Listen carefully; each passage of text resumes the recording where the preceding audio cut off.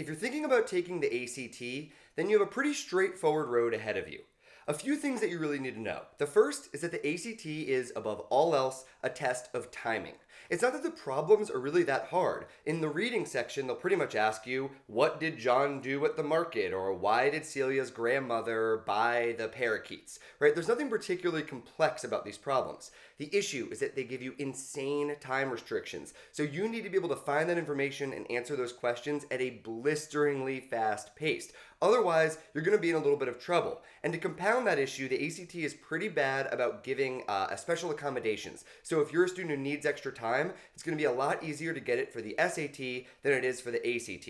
As far as the material goes, the English section and the math section are very, very straightforward. So they're not really about puzzles. They're not like the old SAT where they say, a trucker is going 15% faster than he used to, but he uses 4% less gasoline, and also he happens to be on an uphill climb that's going 7%, more energy, inefficient.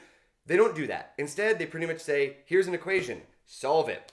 Right? Or in the English section, they say, here's a sentence. It's wrong. What's wrong with it? Here are your 4 options for fixing it. So again, it's pretty much a test of material, and it's very straightforward. If you know your stuff, if you know the grammar, if you know the math, if you know the basic reading concepts, then you're going to do well, but you need to be able to perform quickly, and you need to be able to maintain an insane level of focus. So 2 really important things here. The first is you should really grab a copy of the official new SAT book from the College Board, and you should compare. Because before you start studying for the ACT, you really want to make sure that this test is your style. The new SAT is actually way less time intensive. So, while it's almost identical as far as what it tests, the content, and also the format, it's a little bit less insane as far as how quickly it asks you to do everything. Now, one thing to keep in mind is that these tests are kind of scaled as far as the score is concerned. So you're competing against other students. So it's not as if the insane time limitations are only applying to you. Everyone else has to deal with them too when they're taking the ACT. So you're going to be a student who,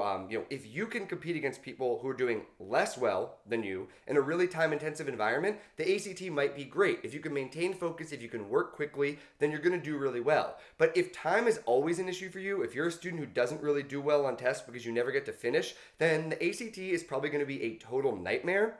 And you really probably want to consider the new SAT instead.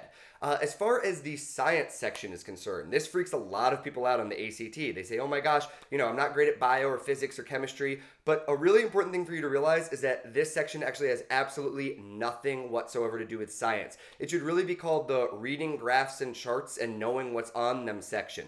So you don't have to have any pre-existing knowledge in, geology, chemistry, physics, biology, astrophysics, whatever. All you need to do is know the strategy and understand how charts and graphs are used. So for instance, they'll have a graph that shows, the amount of birds that flocked away from a certain area, and in 1997 it spikes, and in 2001 it spikes. And the paragraph says, birds always flock away from an area when there's an earthquake. What year was the earthquake probably, right? So if you understand how these graphs work, then you don't need to know anything about birds. You just need to understand how to read a graph. So really the science section just comes down to experience, studying, and learning the key strategies.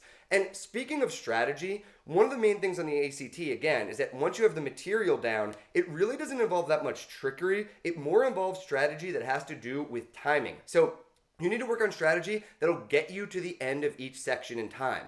Right? If you can answer all of the questions with 90% accuracy, that's way, way better than answering 70% of the questions with 100% accuracy. So you have to work on consistently trying new practice sections under timed conditions and really making sure that you have your timing down. Because again, if you're kind of a slow tester, the ACT is going to destroy you. But if you can either do stuff quickly and you have experience taking fast exams, or if you build up the experience and you build up the timing experience and learn some of the strategies that'll get you through the exam more quickly, that allow you to pick the problems you can answer and maybe skip some of the problems that are nightmares and always take you 5 minutes to solve, you're going to do really well. So overall, the ACT is about material, and more importantly, it's about speed. And I always recommend that you look at the ACT and the new SAT and figure out which one you like best, because you only need to take one of these things, and it's way smarter to start studying and focus on only one exam and on the one that you're going to have the biggest competitive advantage on.